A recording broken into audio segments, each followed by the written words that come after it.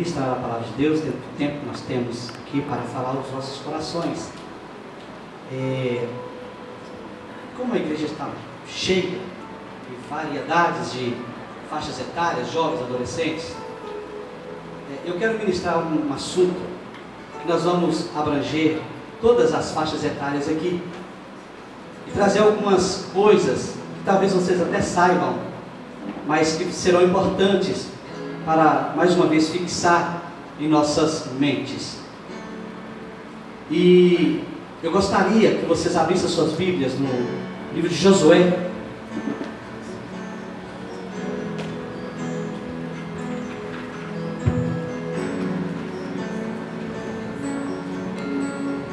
Achou Josué? Agora capítulo 9.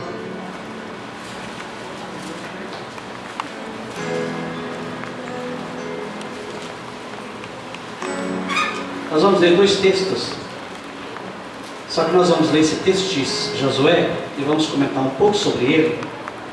Depois eu vou ler outro texto.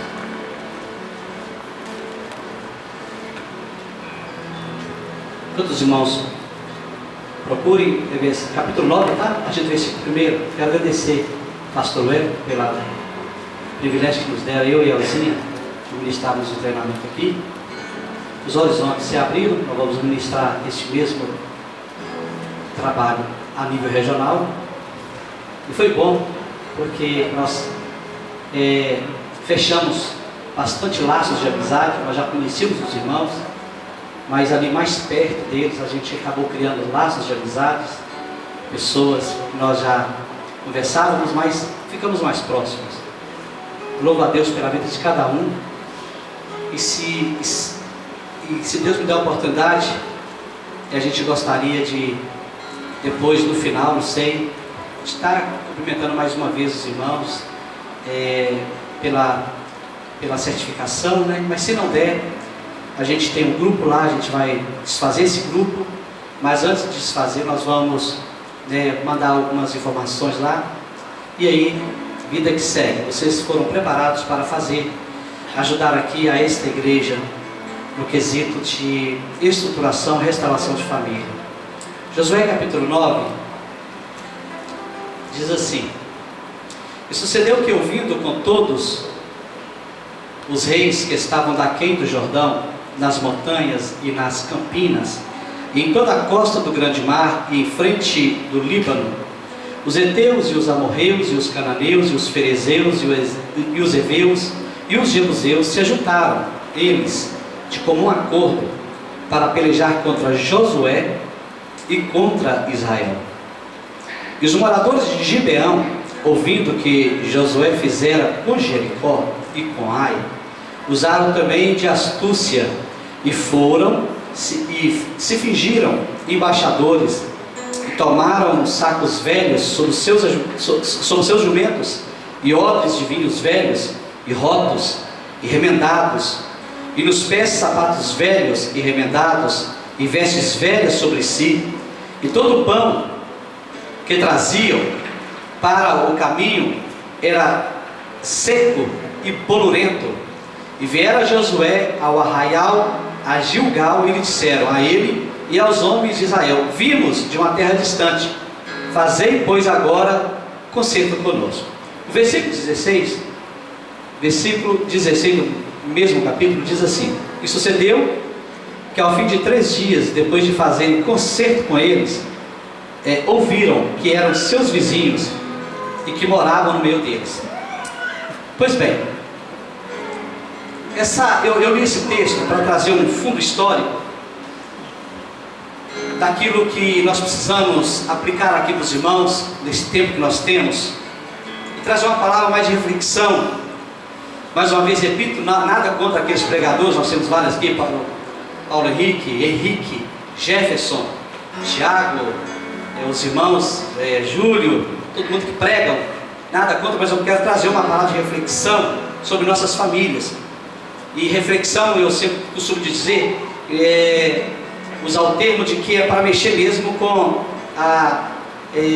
o nosso caráter mesmo, a mudança de vida mesmo com relação às nossas famílias, porque precisa disso. esse fundo histórico que eu li aqui, de Josué, capítulo 9, ele disse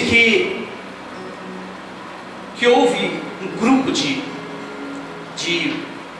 pessoas mal intencionadas, que Josué acabara de conquistar a cidade de Jericó, derrotar aquela nação de Jericó.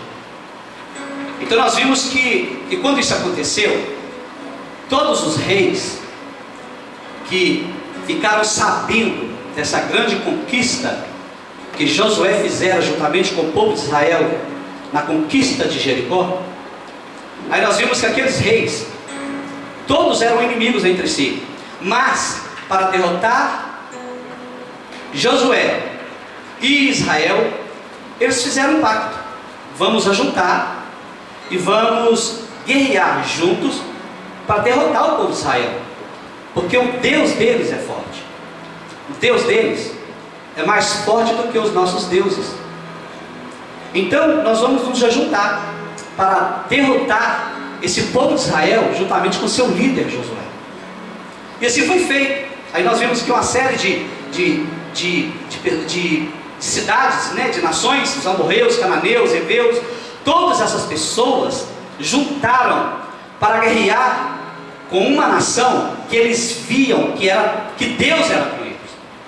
Então eles se organizavam e fizeram como se fosse um motim. Nós juntos, nós vamos conseguir derrotar essa nação. Josué, nós vamos conseguir derrotar, não vamos conseguir parar eles, porque eles ficaram estremecidos de ouvir o que Deus estava fazendo através de Josué para com a nação de Israel. Eles ficaram estremecidos. Mas teve uma nação que não entrou nessa. Eles entraram com a outra astúcia: nós vamos fazer diferente, nós vamos fingir que somos alguém do meio deles. Aí nós vamos ficar no meio deles como se nós fôssemos deles, do povo dele.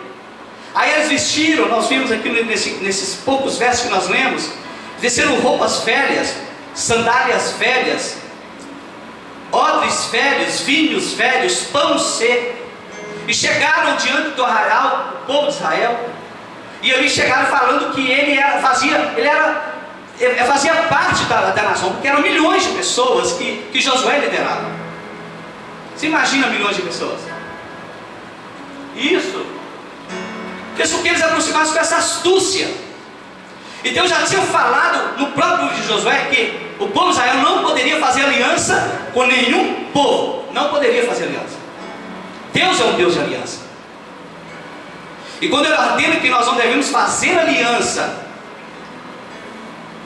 com as coisas que desagradam ao Senhor, ele está dizendo que uma vez a aliança feita, para ser desfeita, vai ter que ter consequências.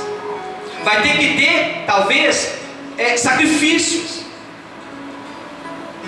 Então, o que os gibeonitas fizeram? Conseguiram enganar. E Josué, por mais que seja um líder que estava na direção de Deus, ele vacilou nessa. Ele vacilou porque ele acabou fazendo um pacto, fez uma aliança com o povo de gibeonitas.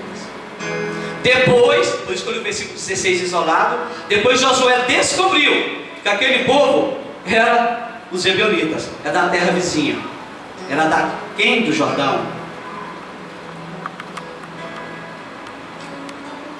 O que é que nós vimos aqui? Nós vimos uma astúcia maligna, porque se tem uma coisa que o inimigo não quer que aconteça no meio do povo de Deus, e hoje a igreja representa Deus aqui na terra. É a única autoridade na terra que tem poder de ligar tudo na terra ao céu. É a única autoridade. Nós falamos em nome de Jesus, Jesus faz, é a igreja que tem essa autoridade. Então Deus, o inimigo, quando vê Deus operando através das igrejas, ele vai armar toda uma artimanha para se infiltrar no nosso meio. E como eu sou um defensor da família, e para mim, família forte, igreja forte, então para mim o inimigo começa Ele começa na família trazendo discórdia, trazendo conflitos, porque aí, de uma forma, usando a mesma artimanha que ele usou com Josué e o povo de Israel, ele usa também para se infiltrar no meio das famílias, para assim trazer derrota aos filhos de Deus. Os irmãos estão entendendo? Diga amém. Então esse é o fundo histórico do que aconteceu, de uma aliança que foi feita, mesmo Deus orientando, mas foi feita sem a busca da direção de Deus. Acreditaram na mentira, acreditaram e foram enganados aqueles homens, só que já tinha feito aliança. E Deus, grave bem isso, Deus não quebra a aliança. E assim os reis de Israel eram orientados. Uma aliança feita, ela tinha uma série ela tinha uma série de efeitos para ela ser quebrada. Abra sua Bíblia no livro de 2 Samuel.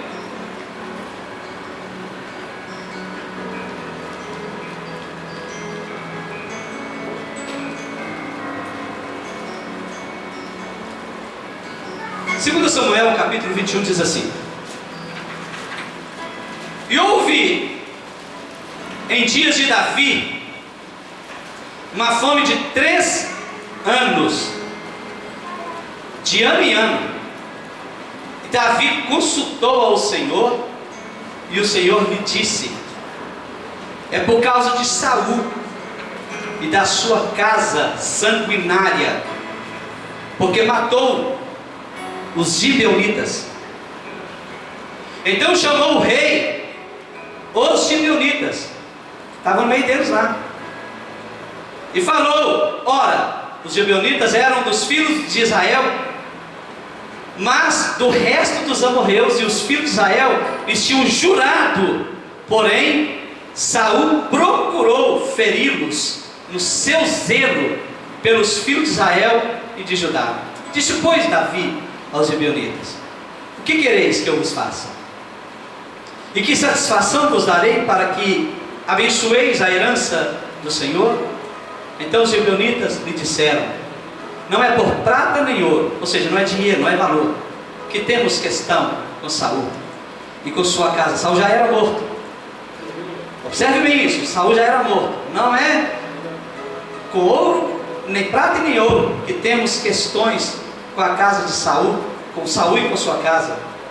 Nem tampouco pretendemos matar pessoas alguma em Israel. Então disse os gibeonitas. Então disse Davi: que é, pois, que quereis que eu vos faça?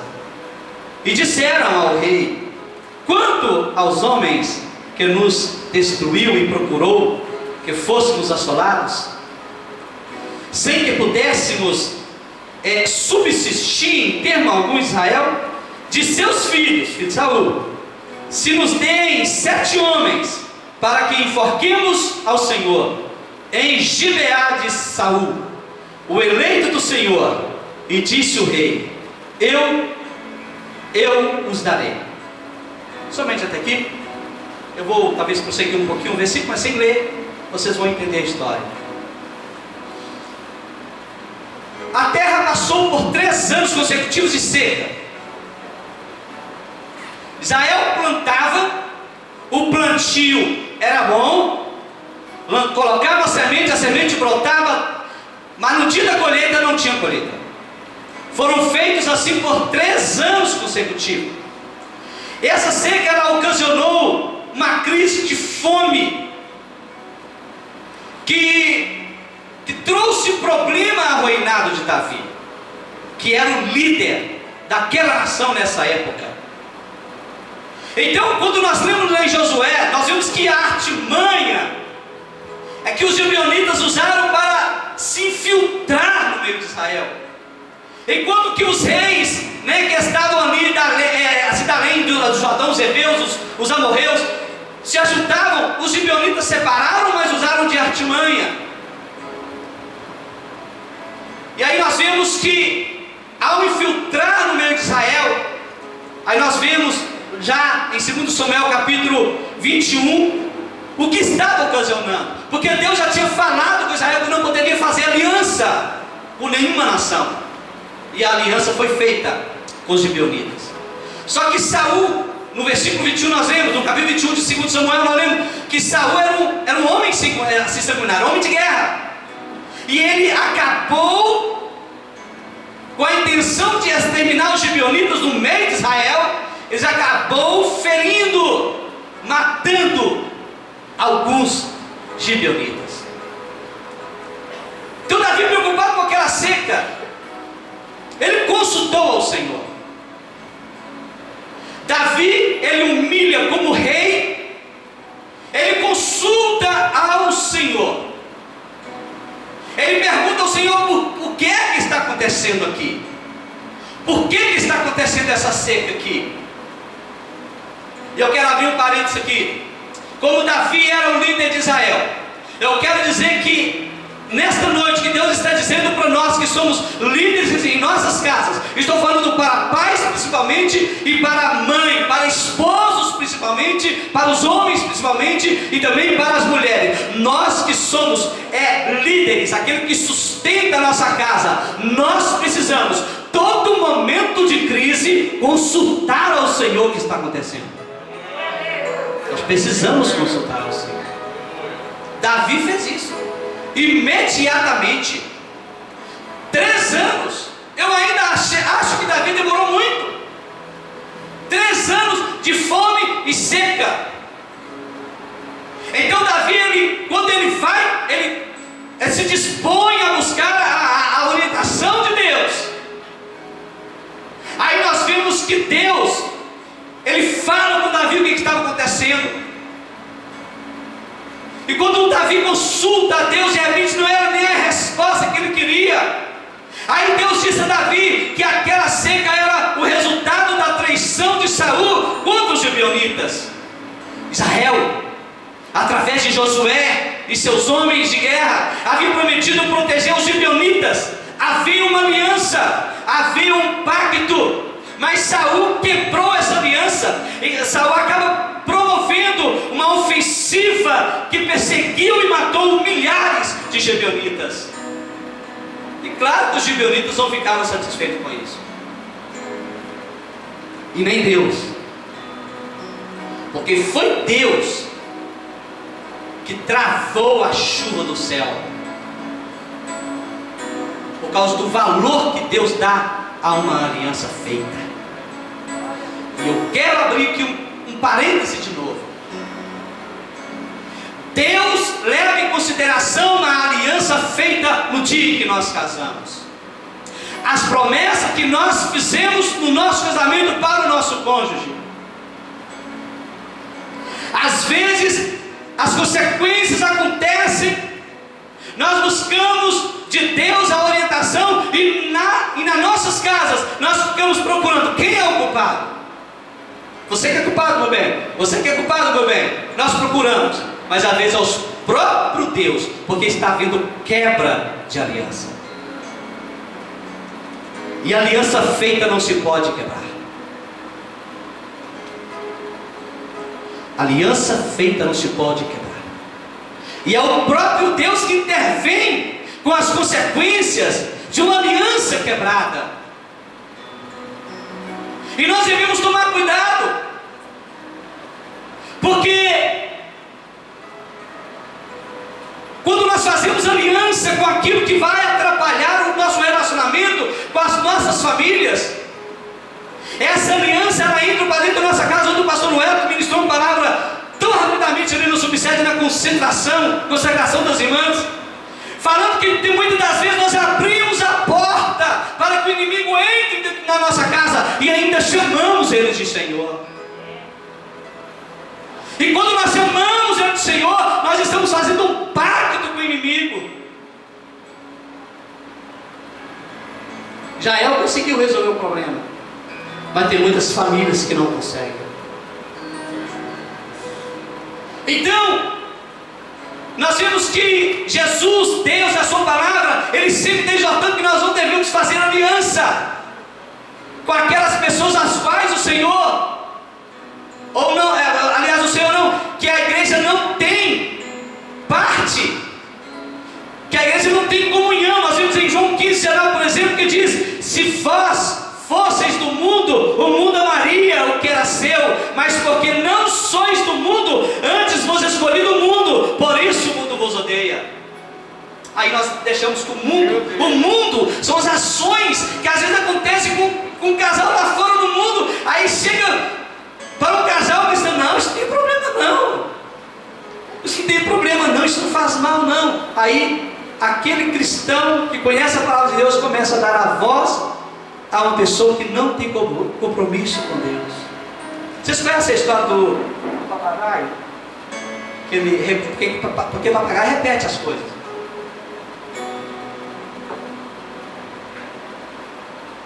Tinha uma família que tinha um papagaio.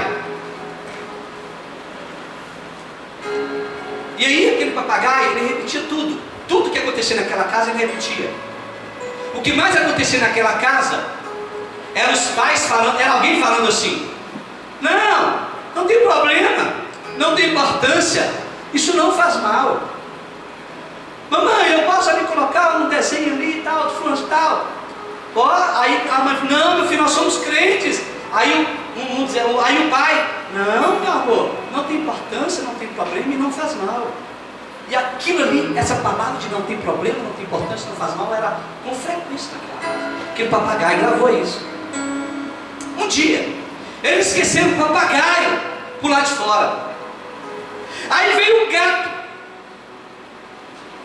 entrou dentro da gaiola, porque eles esqueceram a gaiola também aberta, e o papagaio preso à corrente. E ali o gato comendo o rabo, começou pelo rabo do papagaio, o papagaio tentou fugir. Aí o papagaio: não tem problema, não tem importância, não faz mal. E o gato comendo: não tem problema, não tem importância, não faz mal. Não tem problema, não tem importância, não faz mal. Até que ele morreu. Tem muitas famílias sendo destruídas. O diabo está acabando com a família dele, está destruindo a família dele, e ele está falando: não tem importância, não tem problema, não faz mal.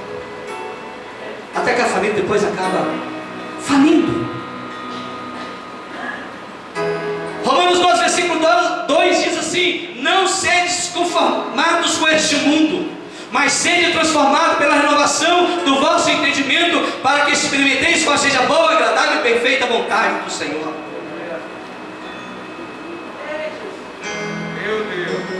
O que nós temos que aprender com esse acontecimento de 2 Samuel capítulo 21? Primeira coisa, tenhamos cuidado com quem chega até nós com semblante de piedade. Aí está baseado em Josué 9, porque os gibeonitas chegaram com semblante de piedade e acaba acomodando dentro de casa, acaba incluindo a família aquele que não faz parte da família, com semblante de piedade. Cuidado, tenhamos cuidado com quem chega até nós com semblante de piedade. Outra coisa que eu aprendo no texto de Josué: quando estiver instalado o caos, devemos buscar a orientação de Deus e não fazer como Josué.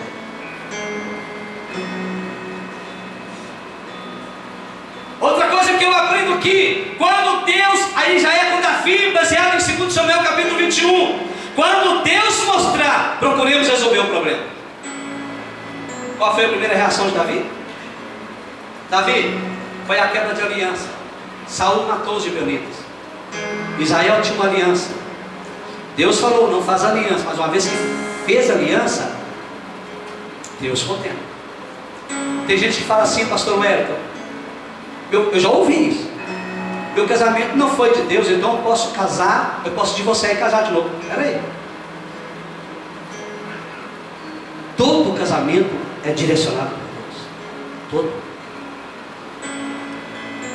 Todo casamento Deus assistiu quando você fez, porque houve uma aliança ali, houve umas promessas ali, houve ali promessas de até que a morte os separe. Isso é juramento. Isso é aliança, isso é pacto, e Deus contempla isso. Então, mesmo que Deus falou assim para Israel, não faça aliança com o povo que não faz parte daí, não faça aliança, mas fizeram. Aí Deus respeita a aliança. Para quebrar ela, vai ter sacrifício. Vocês vão ver como que nós vamos aplicar essa palavra nessa noite. Então nós vemos que nesse texto tem um exemplo, que quando eu li essa palavra, eu meditava de novo durante essa semana, nós vemos que nesse texto tem um comportamento que nós precisamos aprender com essa mulher. Ali, só antes de eu chegar nessa parte, para vocês entenderem melhor, Davi então chega para os gibeonitas e fala assim: então o que nós podemos fazer? Os gibeonitas falam assim: não quero nem ouro nem prata, eu não quero dinheiro, eu quero 7 filhos da casa de Saul, eu quero 7 descendentes da casa de Saul. Aí Davi pergunta assim: para quê? Nós queremos enforcar eles. Olha com quem Israel fez essa aliança. Nós queremos enforcar eles no dia da colheita, no dia da ceifa. Então, aí Davi falou assim: vai ser feito assim. Porque Davi sabia que era necessário ser feito. Era melhor os 7 filhos de Saul do que toda a nação de Israel. Porque enquanto não fosse feito isso, aquela nação não sairia da seca, não sairia da fome que estava sobre ela. Então por isso que às vezes uma quebra de aliança precisa de ter reações drásticas dessa forma. E é dessas reações drásticas que Deus quer livrar o seu povo. Deus quer livrar as famílias.